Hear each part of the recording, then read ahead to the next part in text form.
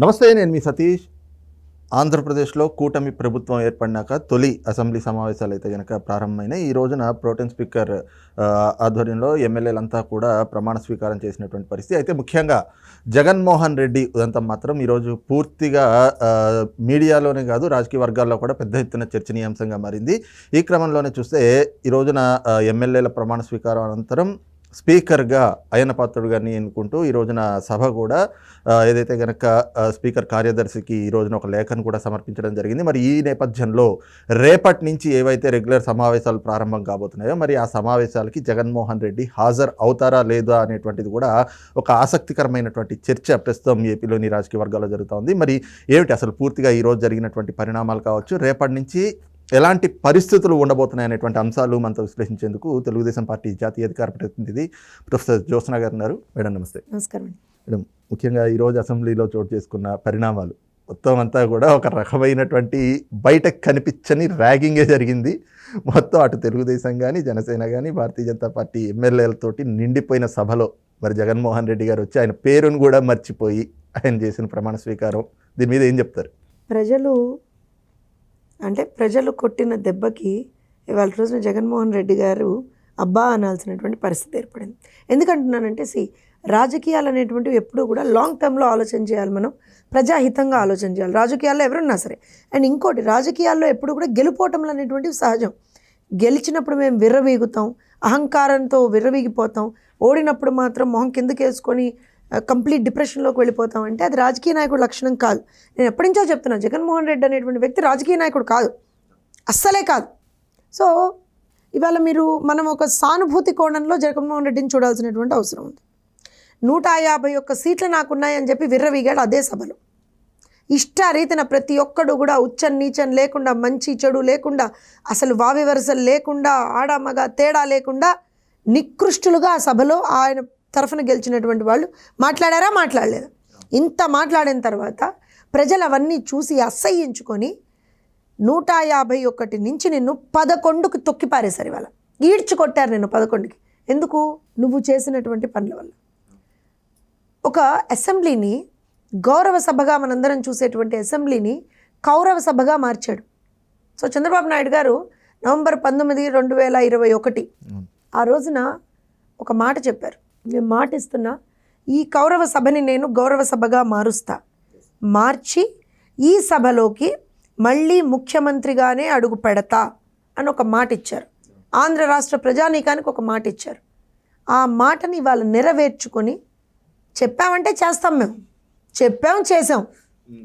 So నెరవేర్చుకొని అక్కడికి వెళ్ళి ప్రశాంతంగా ఇప్పుడు మనం సభకి ఒక మర్యాద ఉంటుందండి. ఆ సభా మర్యాదలు మనం ఎప్పుడు కూడా పాటించాలి.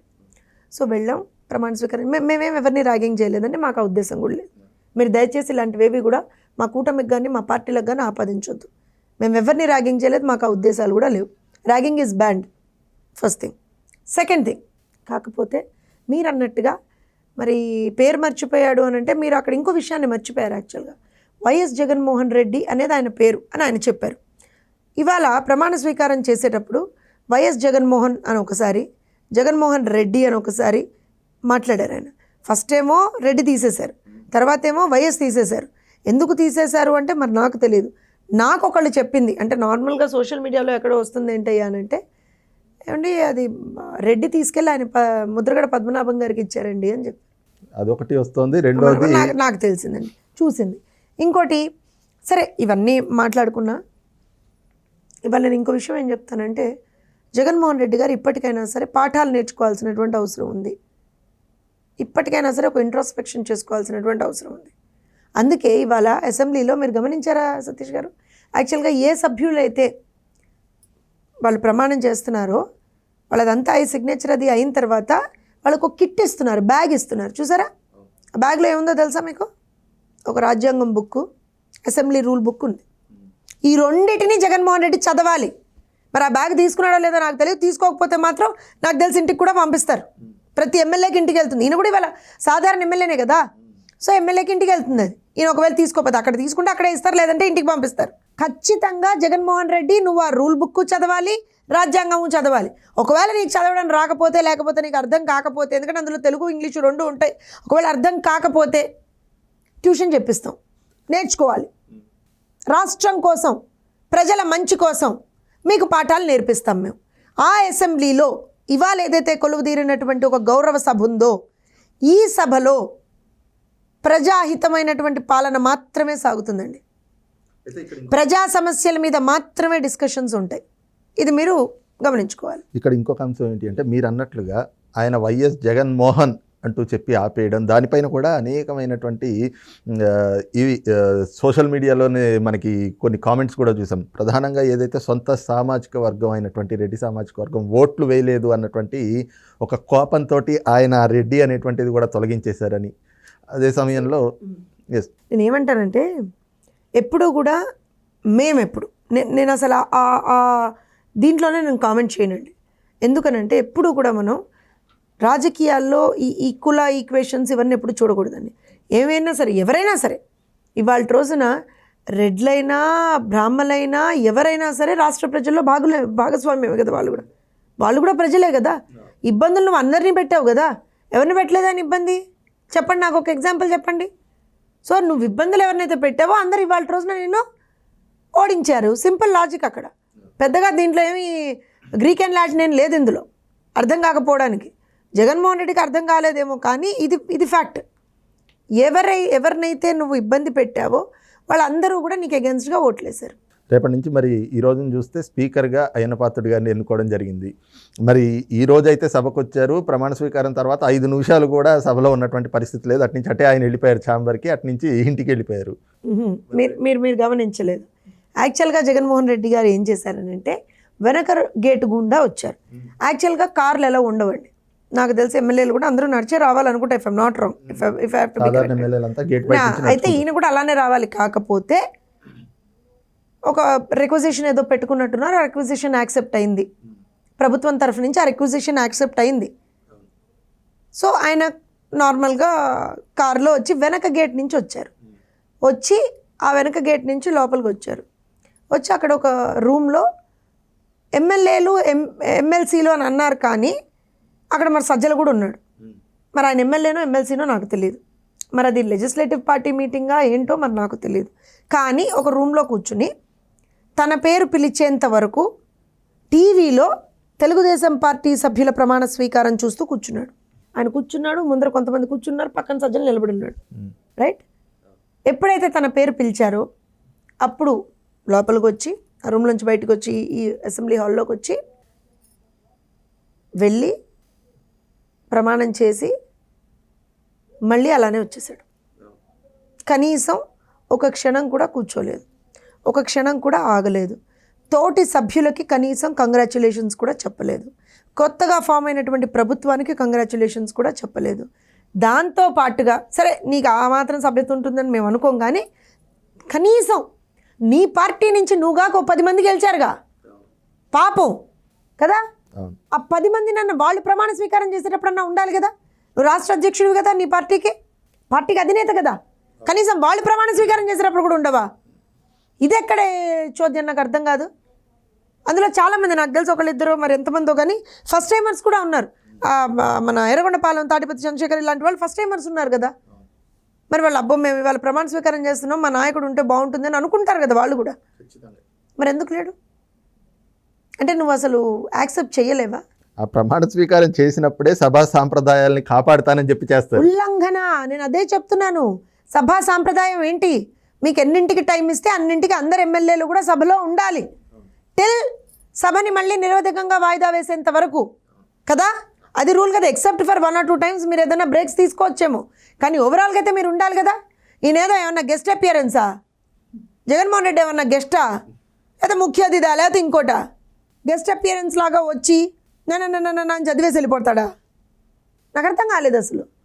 అంటే నేను ఇంకో విషయం ఏం చెప్తానంటే, ఇప్పటికైనా సరే జగన్మోహన్ రెడ్డి మారాలి, రూల్స్ అండ్ రెగ్యులేషన్స్ని ఫాలో అవ్వాలి.